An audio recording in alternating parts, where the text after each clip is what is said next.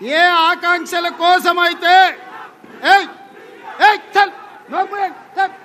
ఇంకోసారి ఎవరైనా అన్నారంటే పార్టీల నుంచి బహిష్కరించిపిస్తే ఎవరికైనా బాధ్యత ఉంటే ఈ రోజు నుంచి జై సోనియమ్మ జై కాంగ్రెస్ తప్ప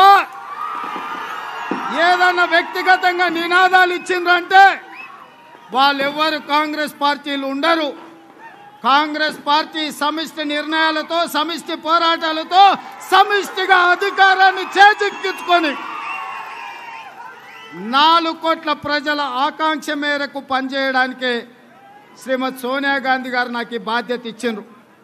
కాబట్టి యువమిత్రులు మీకు అభిమానం ఉండొచ్చు, మీ గుండెల నిండా ప్రేమ ఉండొచ్చు, కానీ ఎవరు కూడా వ్యక్తిగతమైన నినాదాలు ఇవ్వడం కాంగ్రెస్ పార్టీకి నష్టం. నా అభిమానులుగా మీకు ఒకటే విజ్ఞప్తి చేస్తున్నా, నన్ను అభిమానించే వాళ్ళైతే కాంగ్రెస్ పార్టీకి అండగా ఉండే వాళ్ళు ఎవరు కూడా వ్యక్తుల పరంగా స్లోగన్లు ఇవ్వద్దు.